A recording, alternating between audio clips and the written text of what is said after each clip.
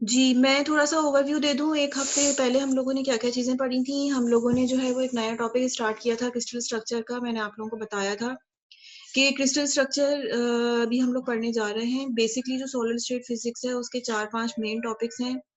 Electrical properties जो है वो हम पढ़ चुके हैं। मेटल्स की इलेक्ट्रिकल प्रॉपर्टीज़ के लिए इलेक्ट्रॉन ज़िम्मेदार होता है और इलेक्ट्रॉन को हमें की क्या प्रॉपर्टी होती है, ये हम लोगों ने 2 थ्योरीज़ बेसिकली इसके अंदर देख ली थी ना। और उसके बाद हम लोगों ने ये नेक्स्ट टॉपिक स्टार्ट किया अभी which is the crystal structure, कि क्रिस्टल स्ट्रक्चर जो है वो क्या है? किसी भी मटीरियल का, किसी भी सॉलिड का क्रिस्टल स्ट्रक्चर क्या होता है?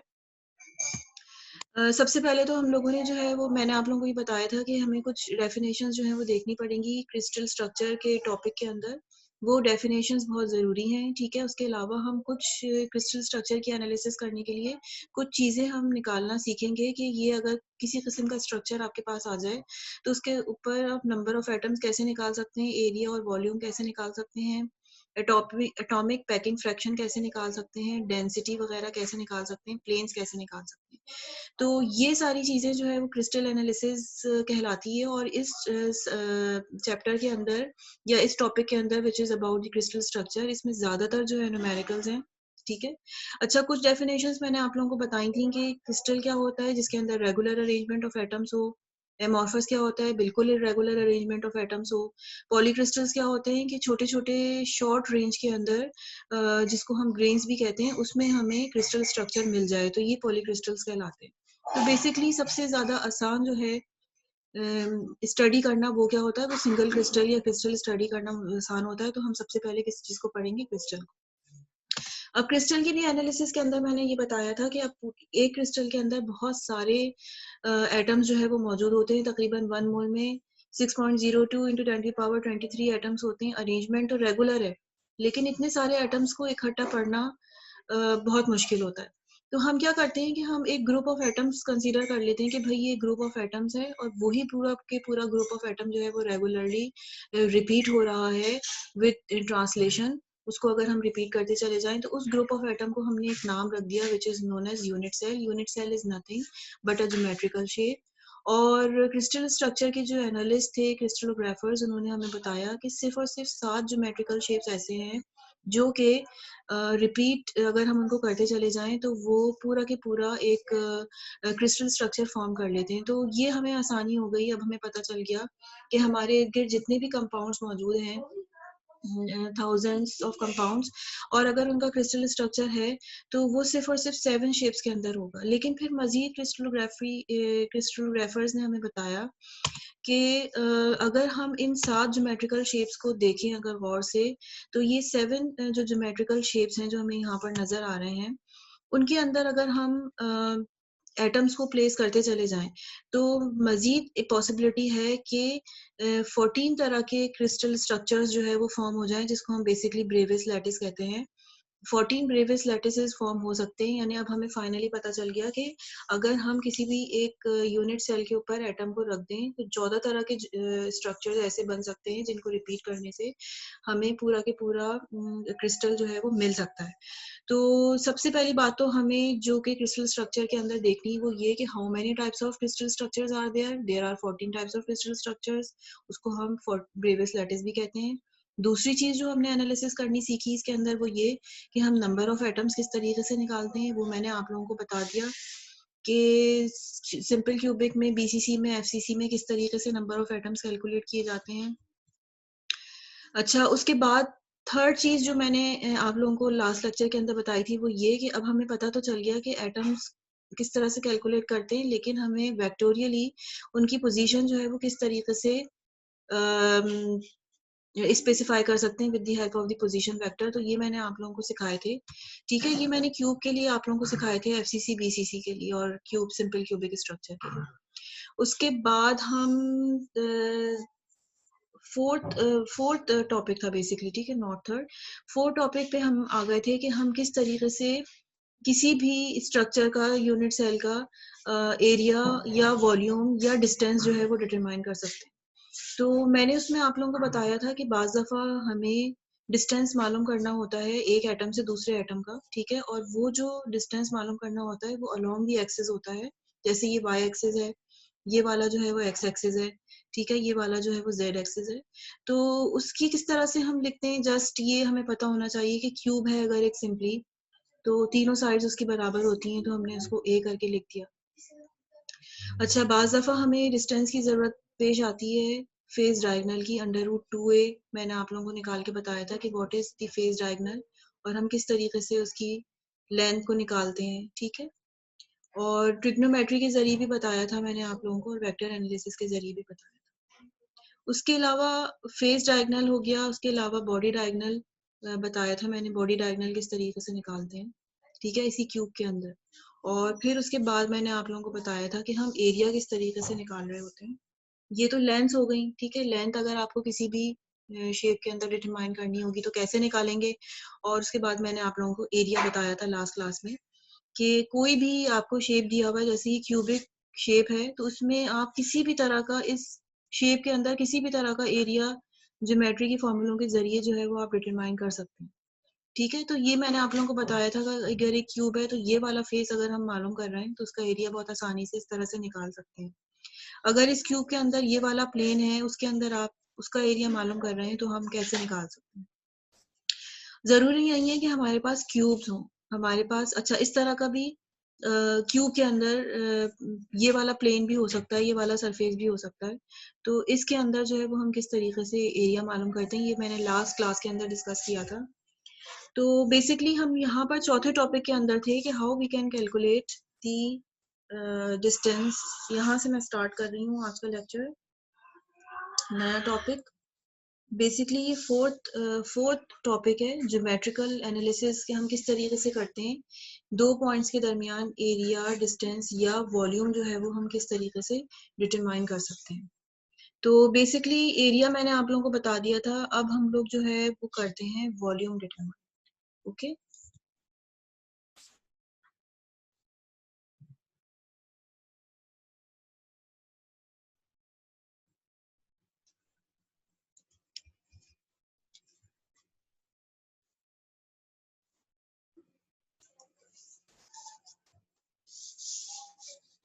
जी, वॉल्यूम डिटरमाइन करते हैं हम किसी भी क्यूब का।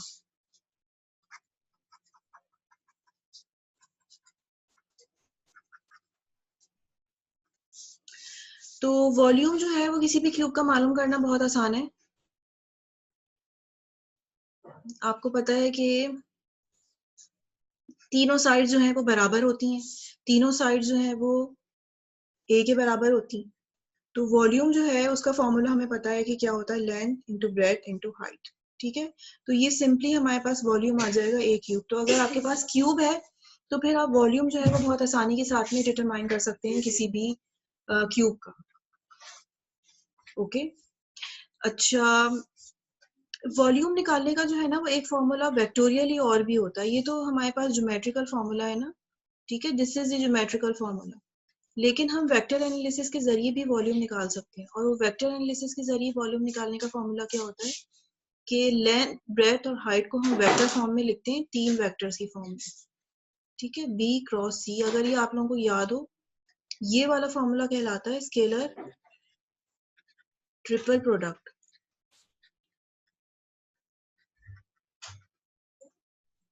ठीक है। थ्री प्रोडक्ट्स हैं और ये स्केलर प्रोडक्ट है, ये यानी फाइनली जो चीज आपके पास हासिल होती है वो क्या चीज होती है, स्केलर क्वांटिटी। तो ये वॉल्यूम जो है वो क्या चीज है, volume is a scalar quantity. तो बाज दफा जो है ना हमें वेक्टर्स फॉर्म में गिवन होते हैं, ये जो ब्रेथ और हाइट और लेंथ जो है ये वेक्टर फॉर्म के अंदर हमें गिवन होते हैं। तो डायरेक्ट हम जो है वो ज्योमेट्रिकल फॉर्मूला यूज करने के बजाय हम किस तरीके से इसको यूज कर सकते हैं, ये वाला फॉर्मूला भी हम यूज कर सकते हैं। इसकी एग्जांपल देखते हैं कैसे ये वाला फॉर्मूला यूज कर सकते हैं। मिसाल के तौर पे यहाँ पर मैं इस टॉपिक के ऊपर अभी आऊंगी कि ये क्या चीज यहाँ पर बनी हुई है और क्या नहीं है, लेकिन यहाँ पे अगर आप गौर से देखें तो ये एक जो है ना यूनिट सेल है, क्यूबिक यूनिट सेल है, लेकिन इसके सेंटर में भी जो है ना वो एक एटम मौजूद है। Basically this is a BCC structure. तो तीन बीसीसी जो है ना यहाँ पर यूनिट सेल लिए हुए हैं, और इन्होंने जो है ना अपनी तरफ से कोई एक वेक्टर डिफाइन कर दिया है, एक यूनिट सेल नहीं लिया है इन्होंने। इन्होंने अपनी तरफ से कोई एक वेक्टर डिफाइन कर दिया है जिसका सेंटर ओरिजिन इन्होंने ये रखा हुआ है, और इन्होंने ये वाला वेक्टर बी ले लिया है, ये वाला वेक्टर ए ले लिया है, ये वाला वेक्टर सी ले लिया है, ठीक है। और जब हम इस वेक्टर ए बी सी के पैरेलल, ये जो हमारा ए वेक्टर है इसके पैरेलली हम, जैसे ये वाला ए वेक्टर है ना, इसके पैरेलली हम अगर चार ए वेक्टर्स और ड्रॉ कर लें, फिर इसी तरीके से ये जो बी वेक्टर है, ये बी वेक्टर भी हमारे पास इस तरह से चार बी वेक्टर्स बन जाएं ऐसे, और फिर ये जो सी वेक्टर्स है इसी के पैरेलल आगे कहीं चल के ये इस डायरेक्शन में सी वेक्टर है, ठीक है, ये इस तरीके से चार सी वेक्टर्स बन जाएं, तो बेसिकली ये मेरे पास क्या बन जाएगा, एक क्यूब बन जाएगा, या क्यूब बन जाएगा, या जो भी शेप बन जाएगा, आई डोंट नो। लेकिन ये तीन वेक्टर्स हैं ए बी और सी, ठीक है। तो अगर हमें ये तीनों वेक्टर्स पता होते हैं तो हम उसकी मदद से जो है ना वो वॉल्यूम भी किसी भी उसकी जो है वो डिटरमाइन कर सकते हैं, क्योंकि ये तीनों वेक्टर्स को अगर हम ट्रांसलेट करते चले जाएं तो एक पैरेललोपाइड बन जाता है, ठीक है। और उसका वॉल्यूम भी इसी तरीके से निकालते हैं, volume is equal to A dot B cross C. तो ये जो है, ये जो ए बी सी वेक्टर्स आपको यहाँ पर गिवन है, ए बी और सी, जब आप इसको ए डॉट बी क्रॉस सी करेंगे तो आपके पास क्या आ जाएगा, इस पैरेललोपाइड का वॉल्यूम जो है वो डिटरमाइन हो जाएगा। टू डायमेंशन में पैरेललोग्राम कहते हैं, ओके। पैरेललोग्राम की डेफिनेशन आपको पता है कि दो लाइंस आमने सामने वाली पैरेलल होनी चाहिए, लेकिन थ्री डायमेंशन के अंदर जो है वो पैरेललोपाइड कहलाता है। और अगर cube, for example two dimension में अगर आप हैं, दोनों साइड्स बराबर हैं, तो आप उसको स्क्वायर कहते हैं, लेकिन थ्री डायमेंशन में आप उसको क्यूब कह देते हैं। This is basically not a cube, यहाँ पर ये क्यूब नहीं है, ए बी सी अलग डायमेंशंस के हैं। यहाँ पर जो मैंने अभी आपको एग्जांपल बताई थी वो क्यूब की थी। इसके अंदर अगर मैं A vector B vector C vector vectorial form में लिखूंगी तो मैं इसको लिख सकती हूँ ए एक्स, ठीक है। बी वेक्टर मेरा क्या हो जाएगा, ए वाई, और सी वेक्टर क्या हो जाएगा, A and Z, sorry Z. तो ये वेक्टर फॉर्म में हो गए। मैं अगर वॉल्यूम इसका निकालना चाहूँ तो ए डॉट बी क्रॉस सी करके इस तरह से भी मैं निकाल सकती हूँ। और जब मैं पूरे वेक्टर प्रोडक्ट्स के रूल को फॉलो करती हुई जब फाइंड आउट करूंगी तो मेरे पास फाइनली आंसर ए क्यूब ही निकल कर आएगा।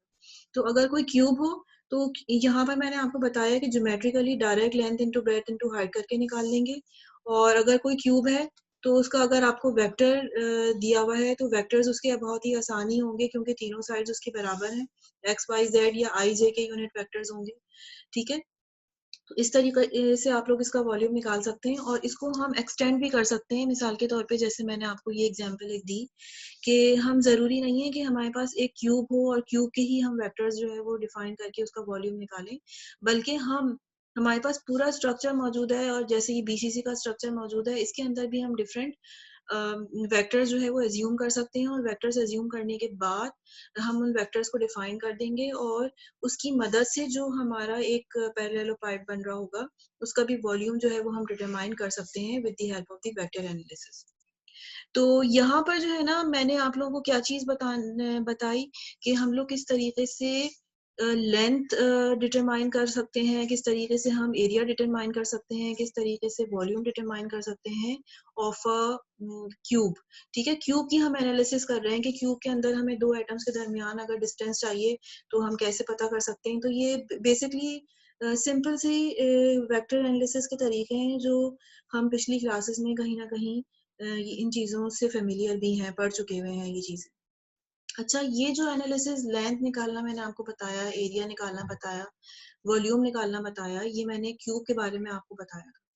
थोड़ी सी हम एनालिसिस कर लेते हैं किसके बारे में, हेक्सागोनल स्ट्रक्चर के बारे में, कि इसके अंदर हम किस तरीके से लेंथ, एरिया और वॉल्यूम जो है वो हम डिटरमाइन कर सकते हैं, ठीक है।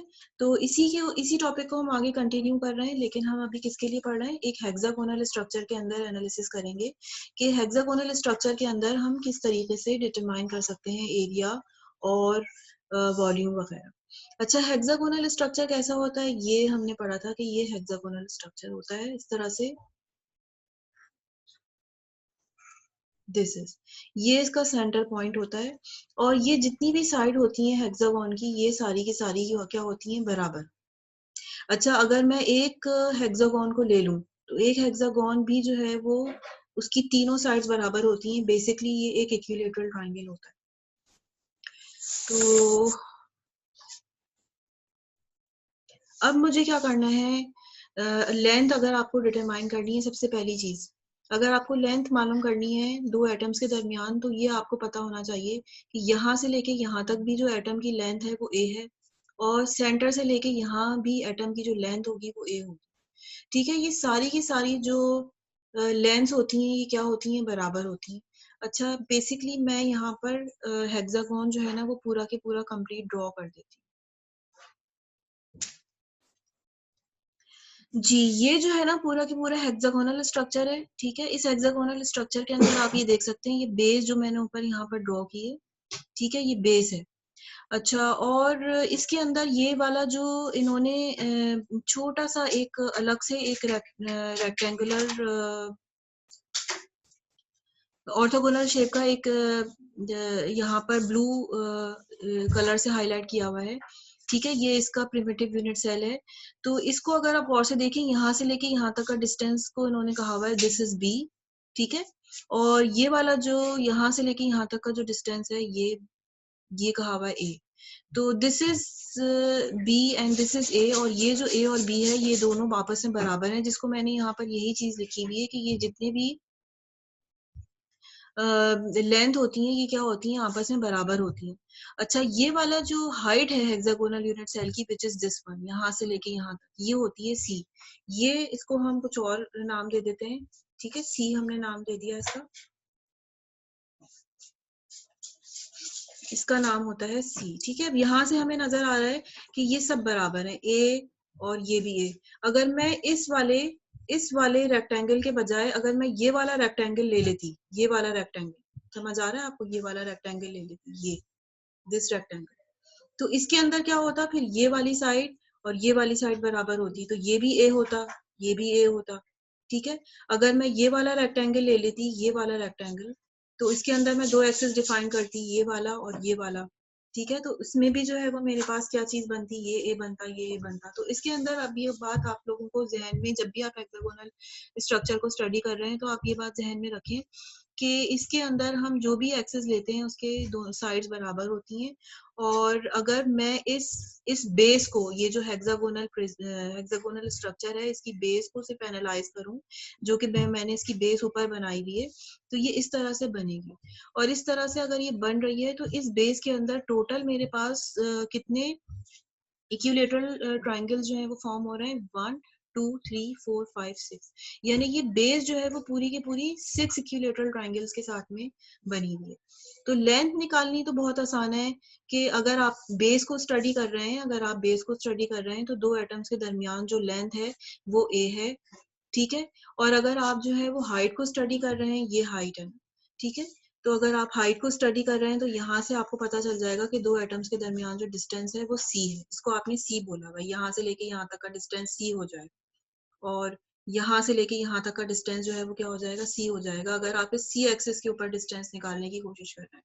अगर आप जो है a या b एक्सिस के ऊपर मौजूद है, किसी जगह x y z लिखा हुआ होता है, किसी जगह पे ABC लिखा हुआ होता है, तो it doesn't make any difference. तो यहाँ पर अगर आप A और B एक्सिस के ऊपर, बेस के ऊपर मौजूद है, तो वहां अगर आप डिस्टेंस निकालने की कोशिश कर रहे हैं तो A हो जाए। अच्छा, दूसरी चीज निकालनी है मुझे एरिया। ठीक है, एरिया हम किस तरीके से निकाल सकते हैं, एरिया जो है वो हम कैसे निकाल सकते हैं, लेट सपोज बेस का एरिया जो है वो मुझे निकालना है, हेक्सागोनल स्ट्रक्चर की बेस जो है वो ये है। ठीक है, दिस इज द बेस, ये बेस है, इसका एरिया मुझे निकालना है। तो इसकी बेस का एरिया जो है वो मैं इस तरह से निकाल सकती हूँ कि मेरे पास 6 जो है वो इक्विलेटरल ट्रायंगल्स हैं, multiply by the area of one triangle. ठीक है, या मैं इस तरीके से इस फॉर्मूले को लिख देती हूँ, मुझे पता है कि area of the equilateral triangle is equal to half base into altitude. ठीक है, ये हो गया मेरे पास।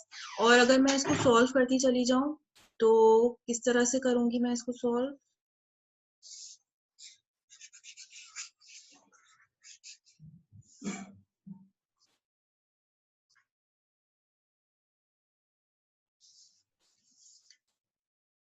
ये हो गया 3, ये पूरा बेस है यहाँ पर, ठीक है। बेस मैंने आपको लास्ट क्लास में भी बताया था कि बेस जो है वो क्या होता है, ये वाली बेस हो गई, और इस बेस के ऊपर जो परपेंडिकुलर लाइन हम ड्रॉ करते हैं, this is known as altitude.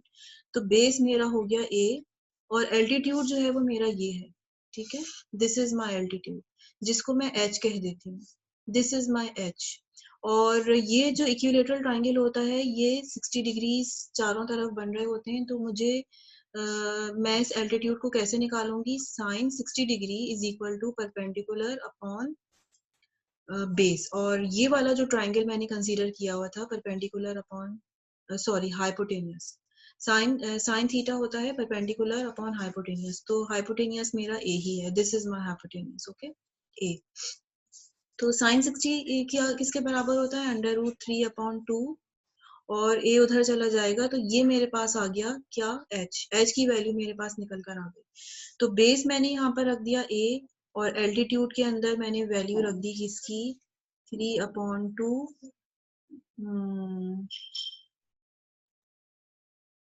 ए, ठीक है। तो ये मेरे पास आ गया 3/2 √3 A square is the base area. Base का एरिया मेरे पास निकल कर आ गया किसी भी हेक्सागोनल स्ट्रक्चर को अगर हम एनालाइज कर रहे होंगे तो। अच्छा,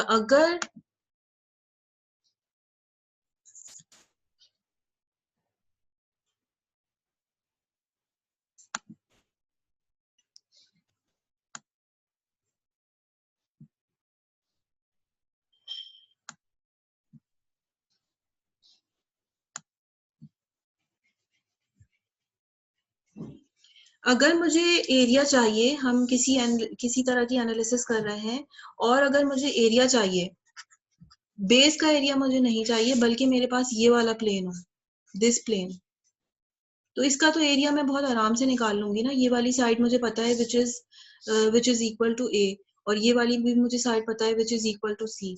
तो इसका तो एरिया बहुत आराम से निकल जाएगा, ए इंटू सी, ठीक है, कोई मसला ही नहीं होगा। अगर किसी भी प्लेन का अगर आपको एरिया चाहिए, या इस वाले प्लेन का एरिया चाहिए, तो भी AC इसका जो है वो एरिया होगा। अगर इस प्लेन का एरिया चाहिए तो भी AC होगा। असल प्रॉब्लम क्या थी कि अगर ये वाला जो बेस है, इस बेस का अगर आपको एरिया निकालना है, तो वो आप कैसे निकालें, वो मैंने यहाँ पर आप लोगों को निकालना बता दिया कि किसी भी प्लेन का एरिया अगर हम निकालना चाहेंगे तो हम आसानी के साथ में निकाल सकेंगे, और बेस का एरिया क्या होता है, वो इसके बराबर होता है।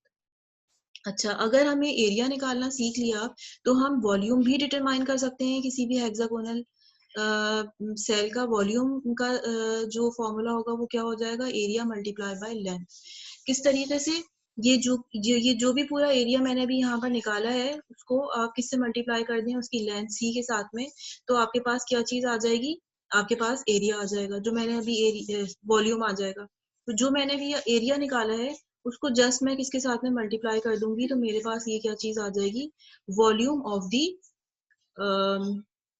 हेक्सागोनल यूनिट सेल, ठीक है। और अगेन ये मैंने ज्योमेट्रिकल रूल्स के जरिए निकाला है। अगर आपको वेक्टर फॉर्म में ये यूनिट वेक्टर्स गिवन हो A, B, C, तो आप वहां से भी निकाल सकते हैं, ओके।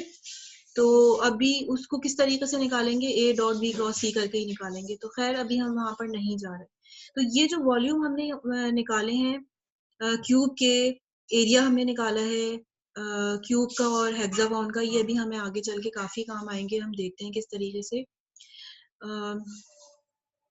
अच्छा, यहाँ पर जो है मैं अपना लेक्चर जो है वो फिनिश कर रही हूँ। यहाँ पर मेरा टाइम जो है ना जूम मीटिंग का वो खत्म हो रहा है, तो अभी हम दोबारा से रिज्वाइन करेंगे, ठीक है।